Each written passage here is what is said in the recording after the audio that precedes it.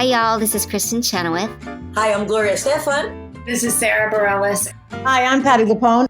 This is Lin-Manuel Miranda. You're listening to the Broadway Podcast Network.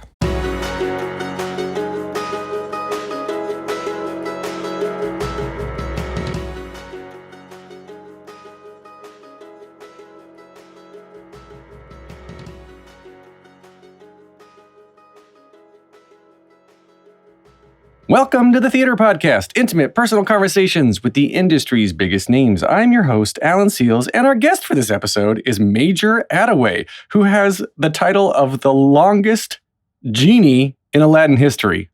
Well, that sounds weird.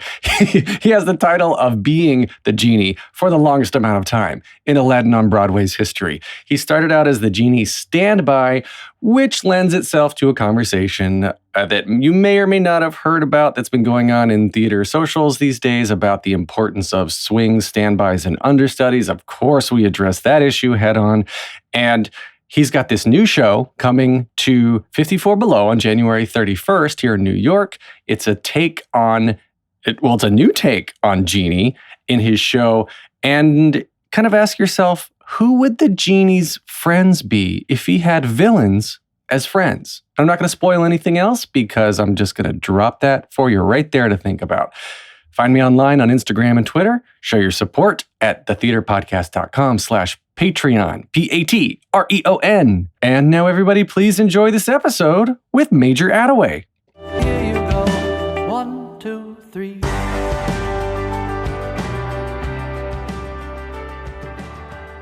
Today's guest has over 20 years of experience as an entertainer and has the honor of being able to claim the title of being the person to play the genie in Disney's Aladdin on Broadway for the longest amount of time, 3 years, if you're wondering. He's an extremely successful voiceover actor and TV actor currently touring with his Disney-based cabaret show called the Genies Jukebox, stopping here in New York City on January 31st at 54 Below. Major Attaway, welcome to the Theater Podcast. Thank you for having me. How y'all doing? Hello, everybody. Oh, hello.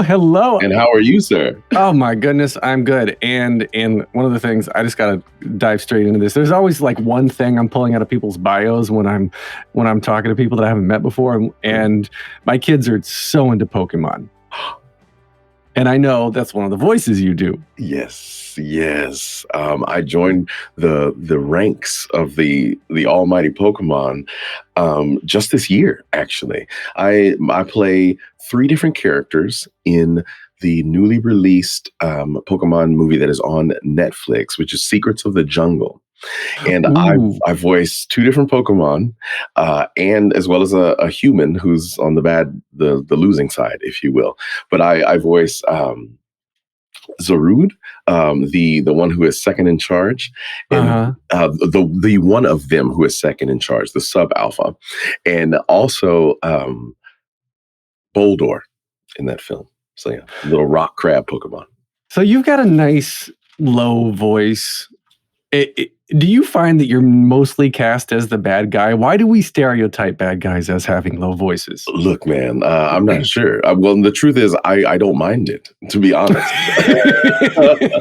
Well, I see. Well, not only do I cast as the villain, but also like the opposite, really. A lot of military authoritative types. You know, but I don't mind the villain thing at all. And the reason is I think there's a lot of value in playing a good villain. You know, without a good villain, then what is Hercules going to do? I mean, right. Well, so this then, I mean, I think this is a great way just to jump right into the Genies Jukebox, because tell us about the Genies Jukebox. This is like alternate reality sort of thing here. Essentially. Multiverse. Yes. It's the Genieverse, if you will. So I want to be a Disney villain. You know, that is separate from the fact that I got to play the genie in Aladdin on Broadway. And the fact that I got to do got to do that means, you know, I have a venue to open that up. So essentially, I was in Aladdin and I had 2 standbys. These were guys who, you know, are just as capable as I am, but we can't do the show together on stage normally. right? So I wanted a way to be able to celebrate the amount of work that we put in to get to play that role, as well as a chance for us to sing together. So the first time I did the Genies Jukebox, it was the three of us, and we all sang together, and we made sure that there were no solos, because this was about the camaraderie and the brotherhood that we had developed and created. And this is the next generation of it, essentially. We're going everywhere to celebrate this energy. This is essentially, one of the best, arguably the best role written for the big black man to date. So, I want to live in that energy. And, okay, I'm getting ahead of myself. So yes, you're right. It is a different version.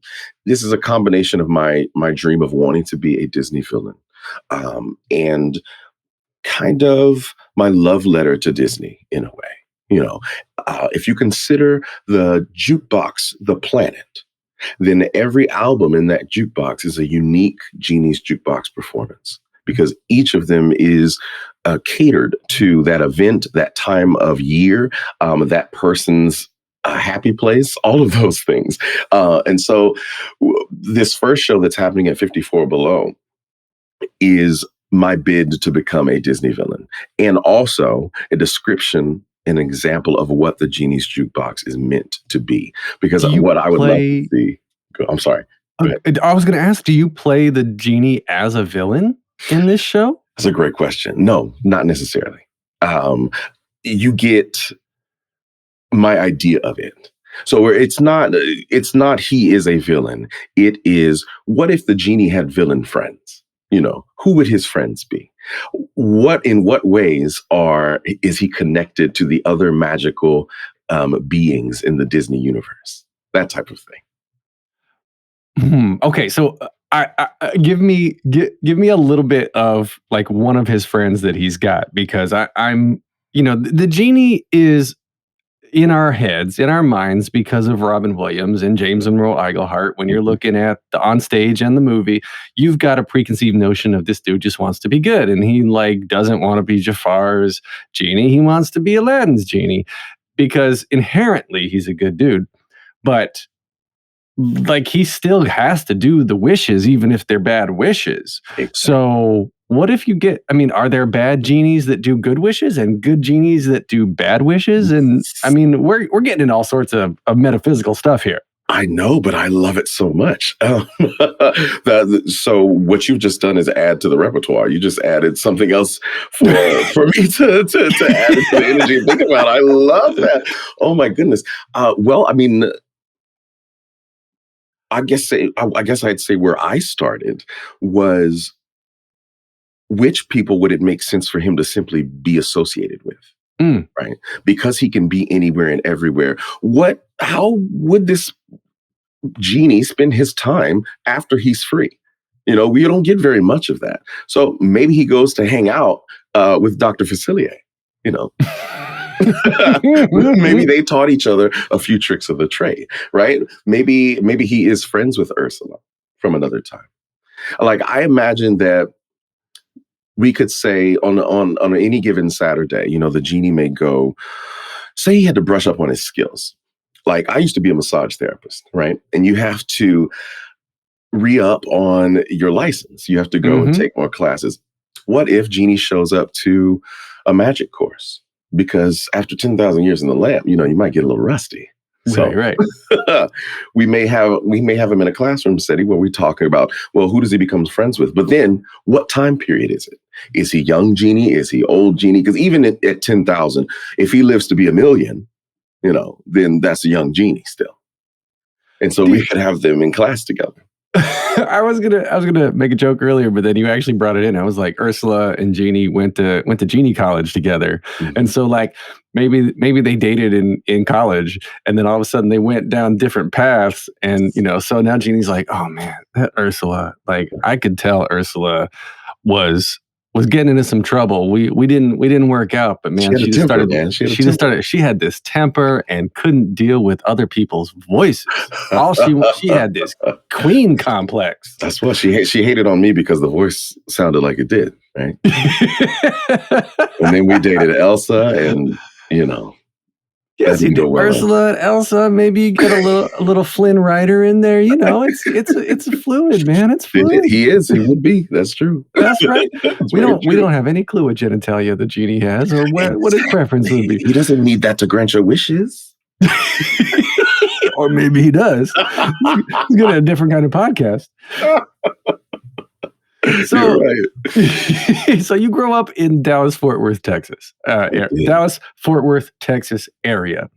And I know a lot of people actually that came out of Texas and ended up on Broadway. What is it about that area and you specifically? Like, what got you into jumping and dancing and singing and acting and everything? Oh my goodness! Well, the cliche is real. Like, there must be something in the water down there. You know, people from zip codes very close to mine are doing great things as well. I found peace in art early. When it came to performing, I sang first. I would say I sang before anything else, and I had to find theater. Once singing wasn't enough, because I started to sing in church and then moved on to the Texas Boys Choir. But I needed to do more. I couldn't stand and sing all day. I said, I need to move. I need to wiggle. So I ended up going to Casa Manana, where we started doing theater there at a very, very young age. And I was a large kid. So the way my life worked was I could spend all day at the theater because my middle school was also the adopted school of the local theater. So I could spend my time there and wouldn't get counted absent from school. So I would be spending the day with New York actors who had come down to do work. And I was always double cast as well because I was a large kid. So there was no other kid to fit my costume. So I got to spend a ton of time with these working adults early on. And I mean, that's a lot of what helped it, realize how to do the work itself, past the passion. I was with people who were paying their bills with theater early on in life, so I could see what it meant to them to make that job work and things like that. I guess I didn't quite answer your question, did I? Well, you were around it. I mean, you sort of did because you were around it, and that exposes people in a way that some people just don't get. Like, I got into theater because my parents specifically didn't.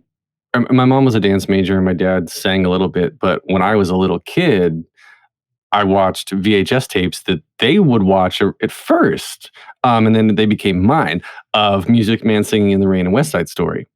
So if I didn't know about that genre, I wouldn't have ever started to even explore that path, right? Yes.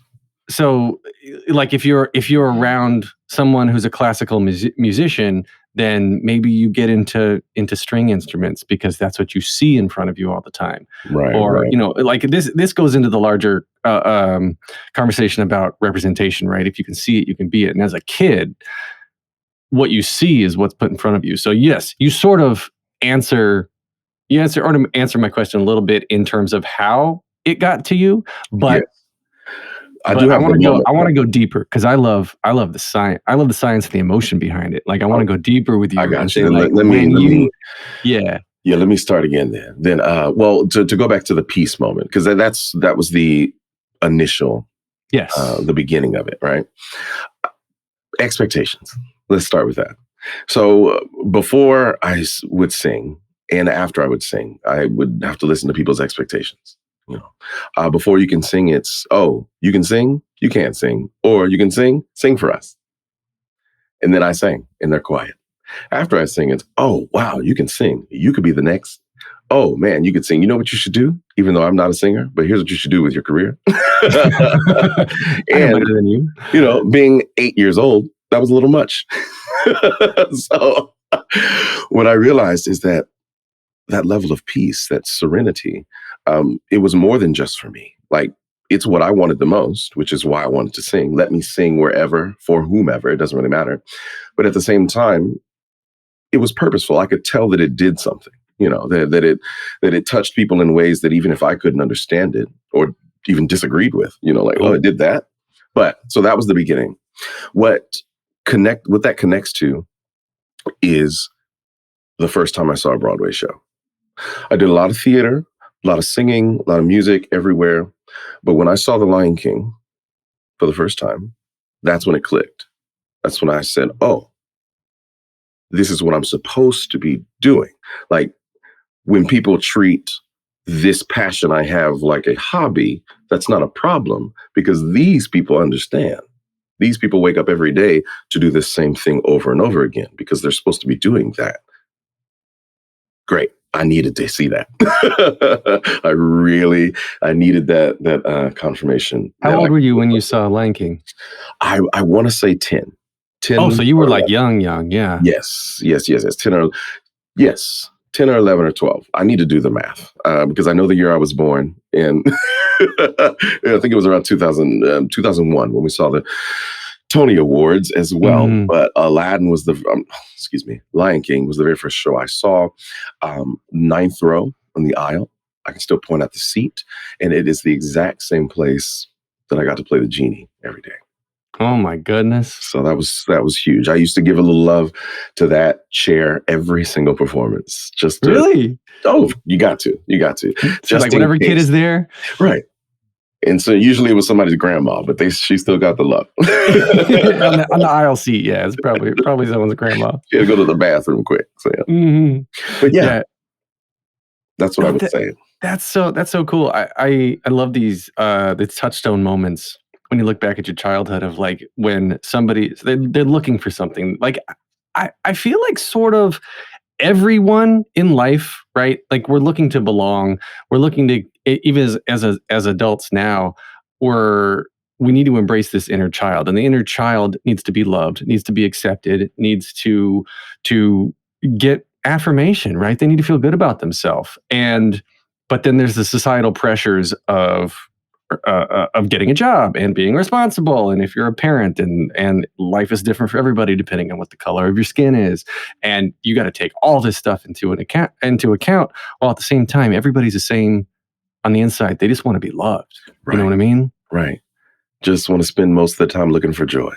And so Disney, life happens. This is where I'm going with this. Disney, this is why these mofos are so good in what they do, because regardless of who you are, they allow you, what age, they allow you to experience things and be okay and be accepted to reliving magic, yes. Right? Yes. Yeah. And they're pushing forward science and tech to bring that magic back to kids again in more realistic ways. And I love the circular nature of all of this. I do too. That joy, that nostalgia, I feel like it defines my Broadway career to date. It is a lot of the reason that I created the Genies Jukebox. You know, it's because there's nostalgia that I felt like celebrating that I don't hear anyone else celebrating.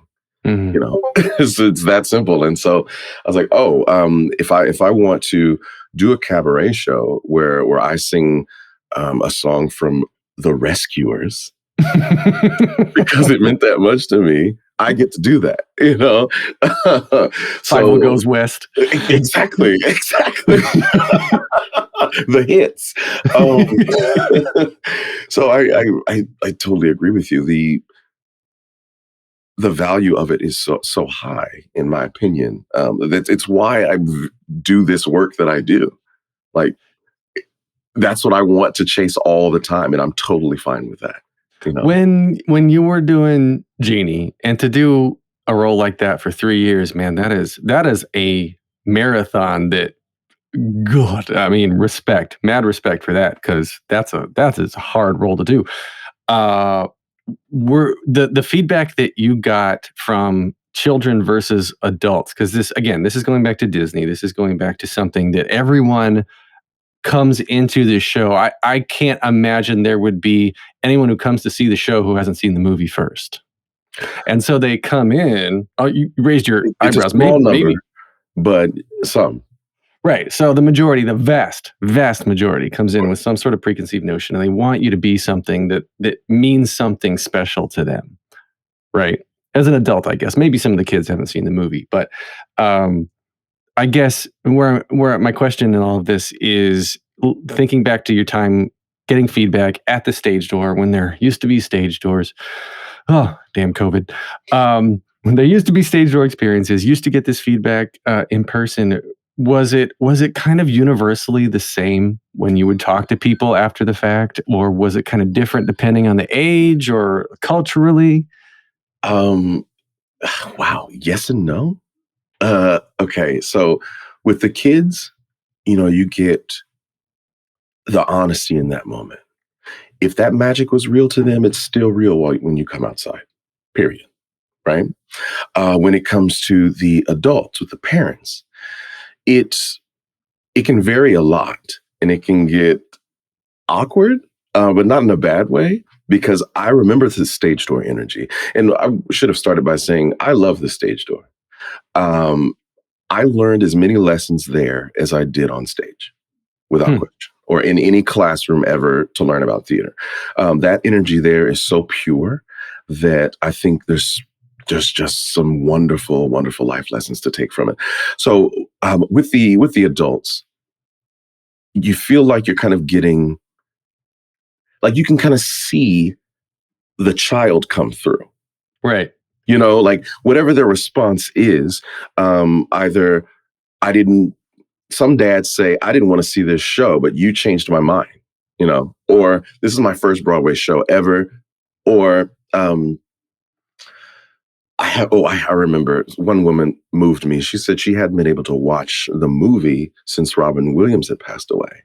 Wow. And what I did for her was remind her of the value of that joy. Like she had been settled in that grief, but that was never the point of it, And so I got to open that door back up for her. So yeah, it varied from person to person, but it was always, I don't know, it was always welcome, because the idea that you came around to that door to say anything to me is a win in my book, because that means that experience was as powerful for you as it was for me, because I had to give it to you. So, yeah. There's a couple things that you said that I really love and appreciate, and that sets you and your peers apart from others who may never get to experience a Broadway show or perform on a Broadway stage. And when you're doing something 8 times a week, for 1 or 2 weeks anyway, it could get repetitive. But you're talking, again, we're 150 something weeks, right? We're 3 years. Yeah. So to come out every single time and make it fresh and unique every single show. And you said something earlier about, that one seat. You remember the seat you were sitting in. You give that one seat love, because you never know when it's someone's first time seeing that show. And when you've just created that magic moment for them, that they carry on and become the next you, become the next any other idol that they see. You have to serve stage. The moment. Yes. You have to serve the moment. Like I could be funny by myself at my house, right? Don't care if my cats laugh or not. I know it was a good thing. They always laugh. That's not what it's about. Like I had the honor to be the first to be people's first Broadway memory. Like what? The curtain opens and it's major. And that's full of so much, because there were some days you could hear audible groans. When I was a standby for my first year, right? So whenever I would go on for James, when people are there to see the Tony winner, the curtain opens and they go, "Oh, that's not him." Can you imagine? I'm there to do. I'm like any actor who wants to be in a Broadway show, you should also take that into consideration. And that's going to lead us right where I know you want to go, which is the understudy talk. But that's exactly it. Like, I would be ready to fulfill, my lifelong dream of doing this. And then I open that. I know when that curtain opens, I'm going to be burned into someone's memory as their entire representation of this thing called Broadway. Like that's so much bigger than me being tired today. It's so like I'm part of this legacy. Even the stage that I'm standing on, right? It's like there was a time where I couldn't have come in the door that I get to come into. Like, give me in my feelings. But I'm like, that's huge, man. I mean, and this is today we're recording Sidney Poitier.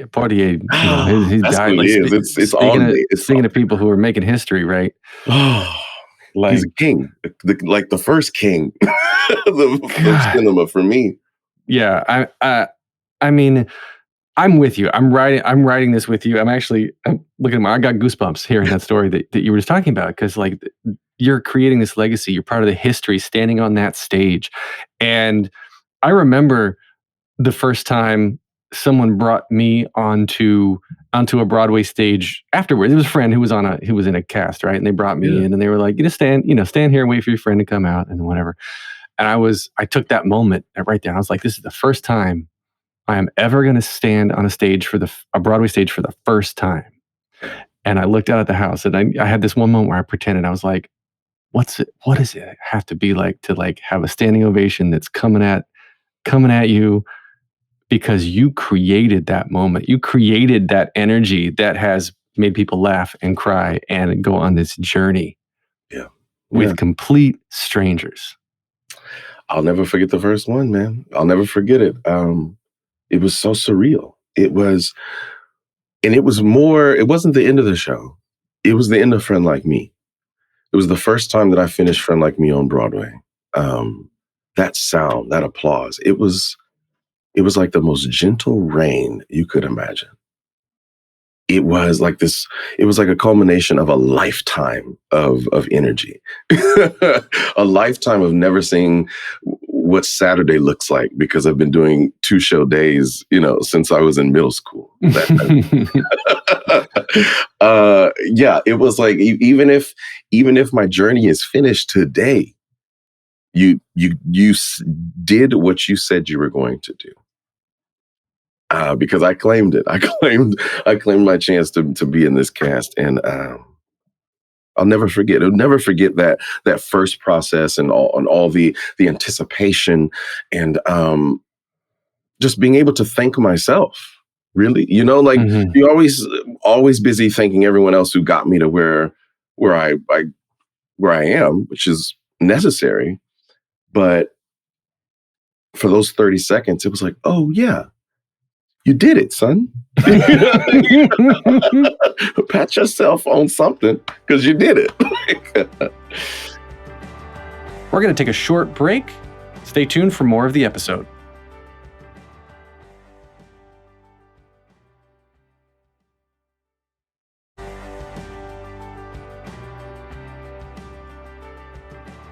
The attention that understudies and swings are getting right now, and standbys.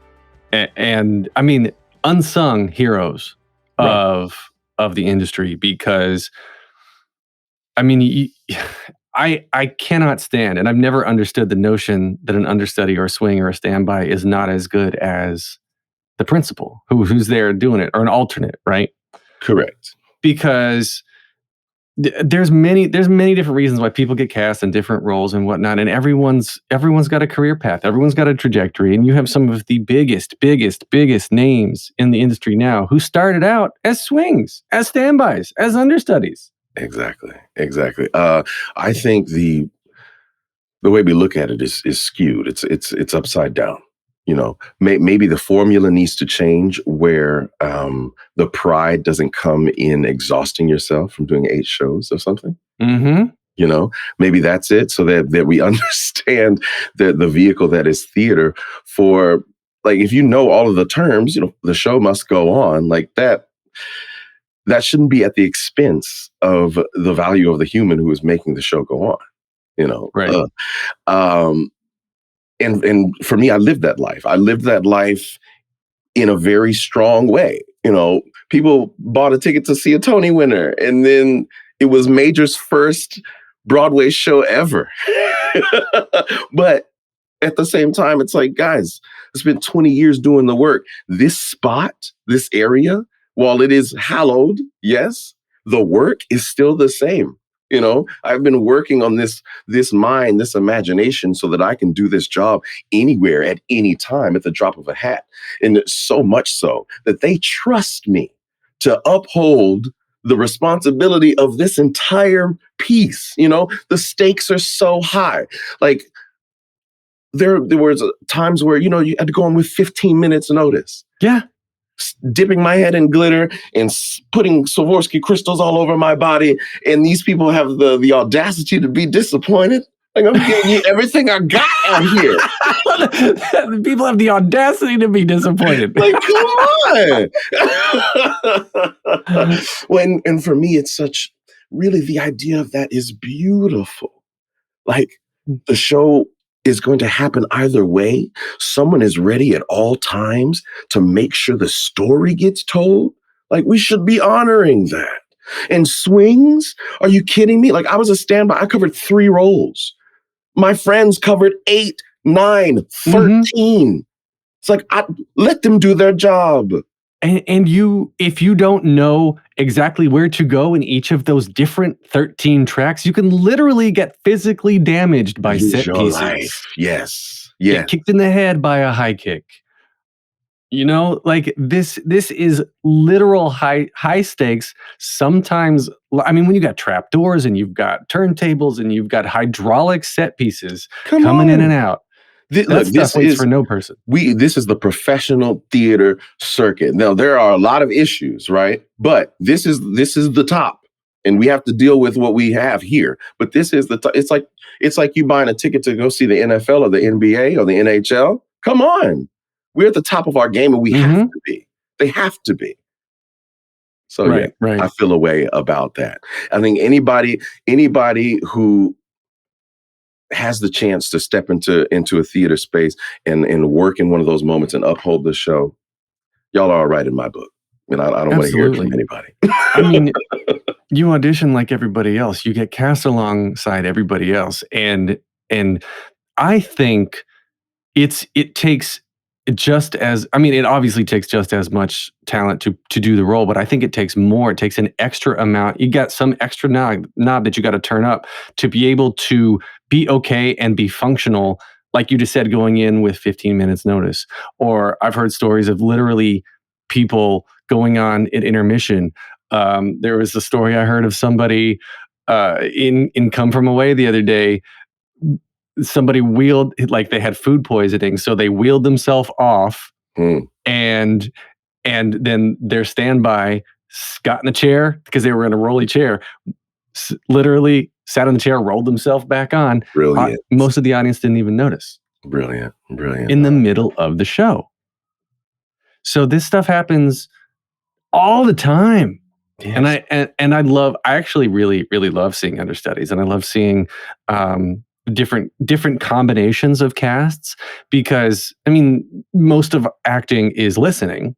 It's being a good listener. So when you're listening to the way somebody else who you're not normally used to receiving from, or not usually used to being on stage with, right, they're going to give you a different performance. They're going to cause you to have a different performance. And then somebody else who's watching it for the 10th time might say, oh man, Major was really, really on tonight. I wonder what that is. It was because it's Aladdin's understudy. That's what happened. That's it. Tell the people. That's exactly true. Like you're getting to see lightning in the bottle when you see someone's understudy, someone's backup, because you could also be witnessing the birth of another star.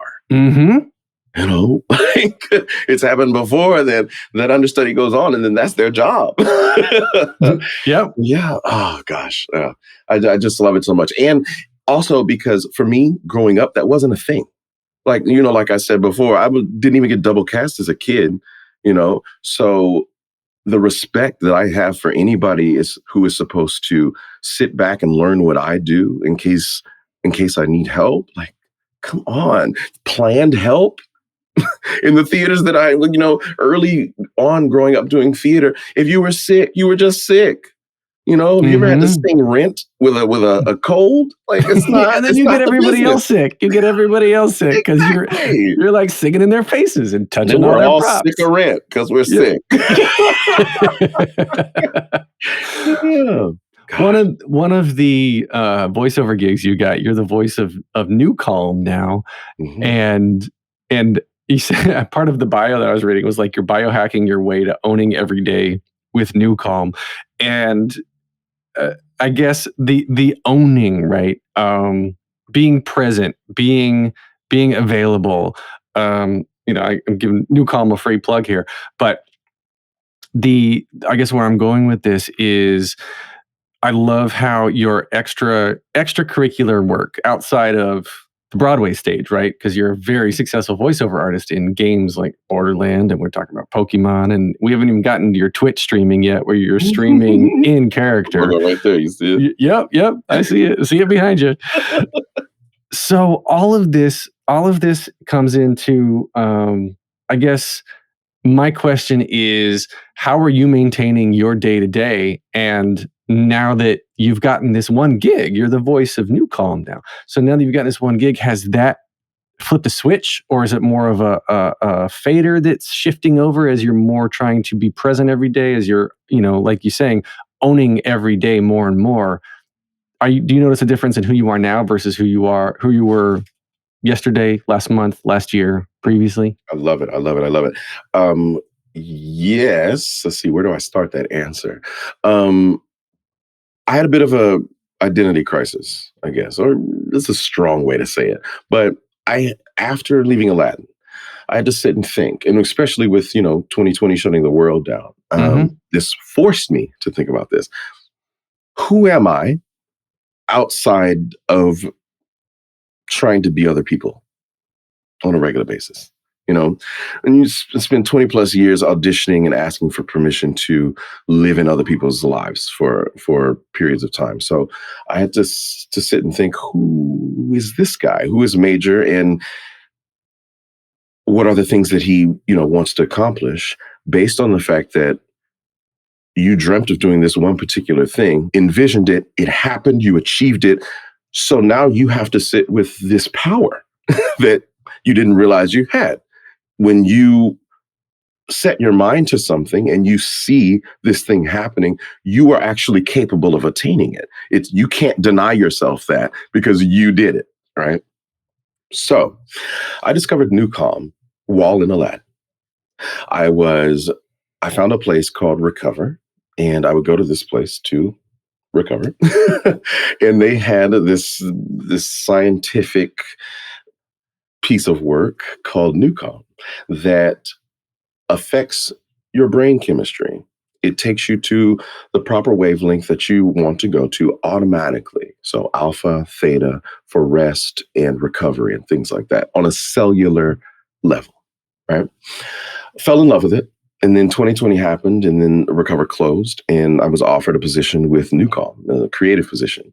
And it ended up me turning it into me being the voice of the company.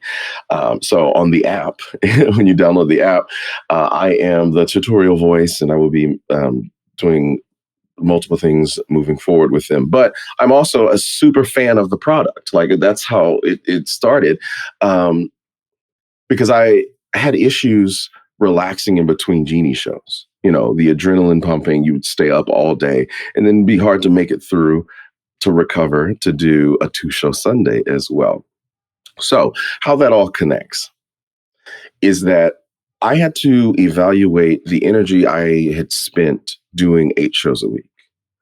The way that the skills were refined and sharpened, and now I wasn't doing that. So it was about leaning into my versatility. How do I continue my growth as an artist, but also acknowledge that I spent so much time doing the same thing and trying to get better at and more efficient at that same thing? It's like, okay, well, how many different things does that apply to? To the voiceover work, right? To the Twitch channel, which is connected to the voiceover work. The reason I started the Twitch channel is because I enjoy the video games, enjoy playing them, as well as enjoy being in them. So why not put them together, right? And also, I was a massage therapist before. What I used to do was take my massage chair and tables to the theater that I was doing a show at that evening and work on the people who came to the building and things like that, whatever I needed to do. So wow. My mental well-being was still very important to me, right? And I was also told by a theater teacher that theater should be therapeutic, but theater should not be your therapy. It's like, oh my goodness, has it been my therapy? Unpack that for a second. And so that was that. All of that connected was, well, Major, how else would you fulfill this energy? To grow, keep learning new things. So now, learning to be my own engineer. Learning to run all of the tech that comes with the Twitch channel. And also none of that has to do with the rest of this talent still slides into the TV and film world, right? I only had so much time to do those auditions. And now I have a lot more. Now I can do all of these different things that are all the same energy as the theater that I've been doing for so long. And I just get to lean into it and enjoy life. And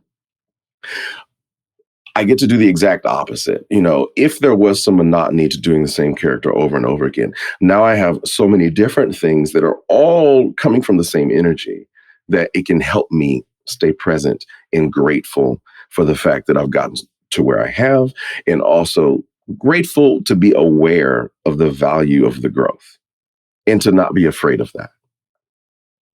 I'm letting that sink in for a second. It's similar to answers I've heard talking about how people have had to look inward and reflect during the pandemic.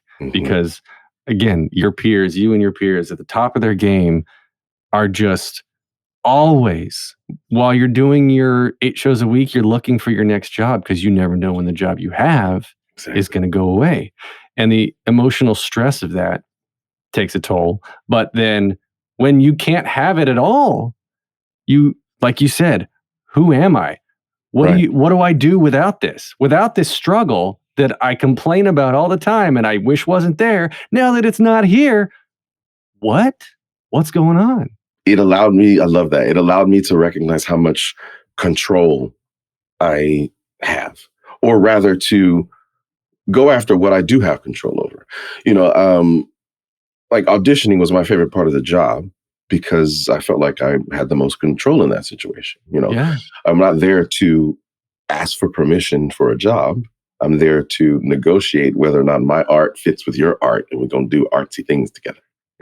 So that is, that's, you made me think of that, because that's what I tell the youths when they ask me about auditioning for Broadway and things like that, or auditioning in general. Yeah, it was. Michael Urie told me once, he said, when he goes into the audition, you can't go in with the mindset of, I got to get this job, and if you don't get it, you lost it. It was never yours. You got to go in and just have fun, make your choices, and be you. Bring your authentic self to that role, to that audition, to that space in that time. And then if you didn't get it, you didn't lose it, because you never had it in the first place. Exactly. And I'm okay with the idea of that not being so straightforward. Like, no, you don't go in and win or lose a role. You go in and you affect the people in the room. That's it.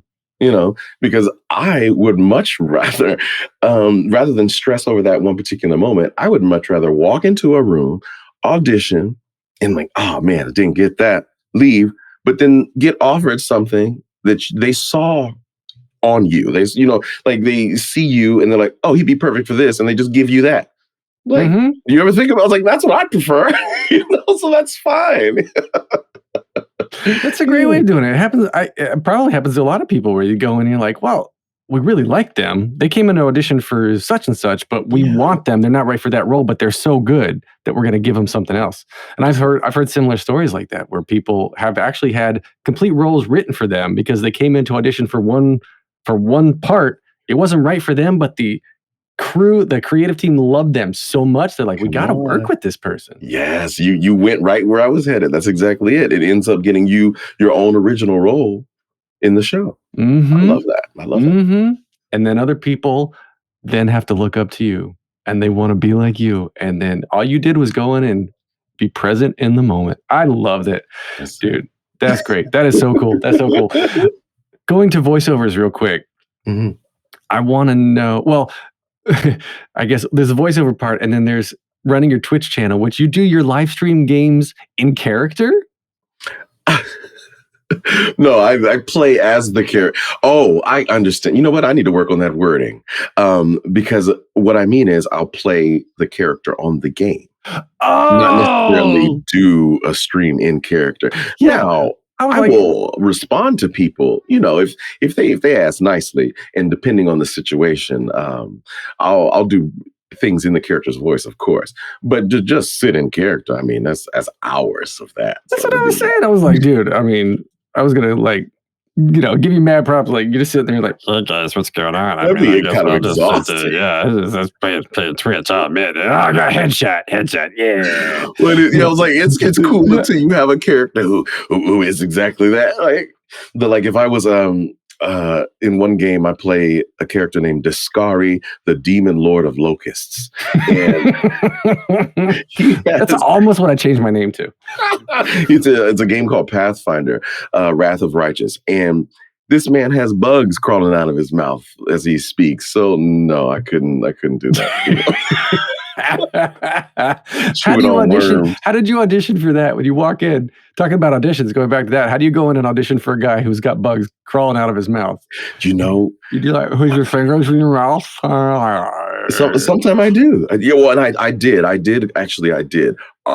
Let's see, because his voice is kind of like, he speaks slowly. Iomade, you filthy peasant. That type of thing. And so I was like, if things are falling out of his mouth, if he's towers over the character and things like that. So yeah. Did you ever take any voiceover class formally, or is this something that you sort of fell into? Because I just watching you do that right now, there was such a subtle change. You curled your lip chin, and that's all. But then that just changes the entire way that the words come out, and it makes me want to talk more slowly because I'm thinking about my lips moving. That's right. Like, do you fall into this naturally, or where did that come from? Well, I mean, it's a little bit of both. I mean, I'm always a student. I'll be a student forever, right? I would say when it comes to voice acting, I try and get in the head of the character, which determines how his voice sounds. I don't try to create a voice. I think, I just am this thing, and then I start talking. And then, I'll adjust to be able to maintain it, or, you adjust for the type of situation it is, whether you're a calm character or whether you're in a video game and you're a calm character, and then you could be calm and then you're still shooting people. But I would say the majority of it came from all the theater. I did theater nonstop. So it was that I felt like I was always in something. And when I used to schedule this back in Fort Worth, I would write out a schedule and I would show it to my mom and be like, okay, here's what we got. I can do these 6 shows, right? There's a role for me in all 6 of these shows, but these 2 shows overlap the dates, so I can't do both of these. But this show is this far from the house, so I'll lose this much money if I go do this show. So I made sure that I never stopped. I just made that work. So that's where I would say most of it comes from. But I'm getting back into classes though. It's so much fun to be where I am now, right? To not have to prove that I can do the thing, but to just work on getting better at it. Oh, it's just crazy exciting. I never thought, when trying to get better the first time, I never thought about this energy, about this moment, to once you actually accomplish something that you wanted, and then you get to get better and work harder. So yeah, the answer is, I feel like theater taught me a whole lot. And for me, this is what I should, for me, where I am doesn't matter. And whether or not someone is watching doesn't matter. So when I first got into voiceover work, to naturally just make whatever face I needed to make the sound happened automatically. Because I'd have done that on stage too. Right. So that's really, I was like, that's the answer. If I need to hunch over, if I need to take my shoes off, if I need to get on my knees to be this character, I do it. I do it. I love that. I always love watching behind the scenes reels of the professional animation, professionally animated feature length movies and cartoons and all of these things, because the actors get recorded, their faces get recorded because the animators use that to animate the face of the character, and there's so much you see of some little kind of like facial twitch or a tick or a way someone might curl the side of their mouth, like one side of their mouth when they're speaking or singing, that then gets inherited into the way that the character is portrayed on stage. Yeah. And it's this whole yin and yang sort of thing, right? Because you can't have one without the other.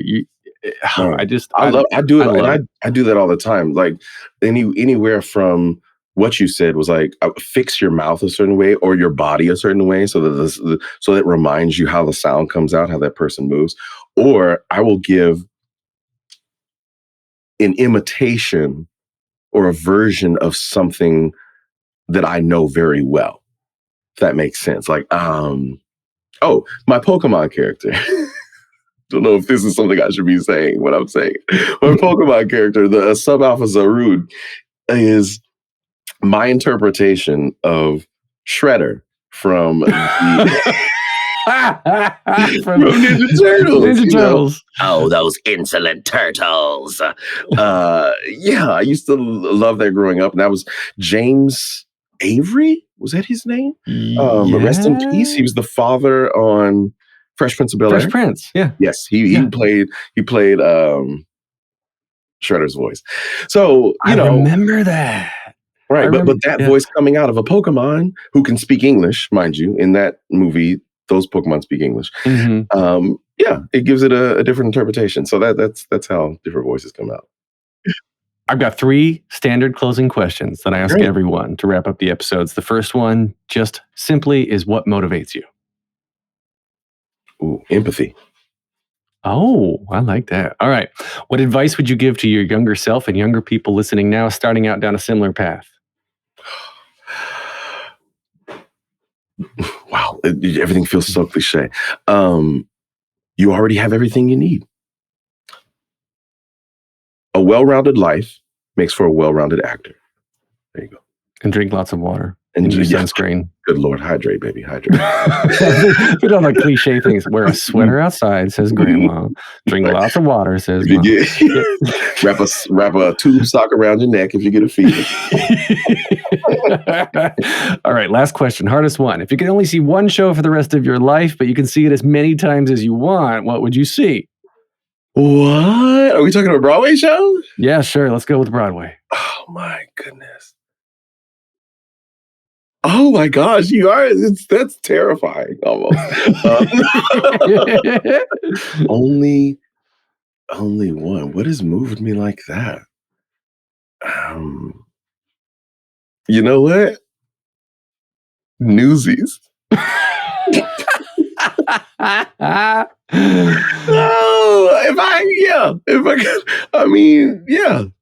I don't need any death and destruction. I need it to be a fine life out there. Tell Jeremy Jordan and Tommy Bracco. Yeah, I will. Andrew and I just recently became friends with Kara Lindsay and Dan DeLuca because we did Jolly Holiday together in Jersey. And I told them later, I said, I did a really good job of not geeking out on the both of you. I love those folks. I love that. All right, where can we find you on Twitch, on social media? How can we connect with you online? Yes, I am at Major Attaway everywhere except Twitch. On Twitch, I played past tense Major. I played Major. So when I win, I can say Major played me. Okay? And all of the information for the Twitch channel and for my upcoming shows in both 54 Below, which is also going to be live streamed. So there's a link for you to attend the live stream, as well as we're doing another Genies Jukebox in Fort Worth, Texas, for Valentine's Day. It is Genies Jukebox, Disney date night, where we are celebrating love in all its many forms. All of that can be found at majораttaway.com. And then 54 Below is 54below.com/major That's to right. get tickets to that as That's well. You can get more of me at thetheaterpodcast.com. I'm on Instagram and Twitter at theater_podcast, Facebook/official theater podcast. Please leave a rating and a review wherever you're listening now. This has been edited by Well-Rounded Hoodlum Productions. Thank you to Jukebox the Ghost for the intro and outro music. Major Attaway, thank you so much for being here. My cheeks hurt from grinning this whole time. You are such a delight to talk to. Thank you for having me. I'm so honored. I appreciate you. Take a deep breath, make the world a little colorful.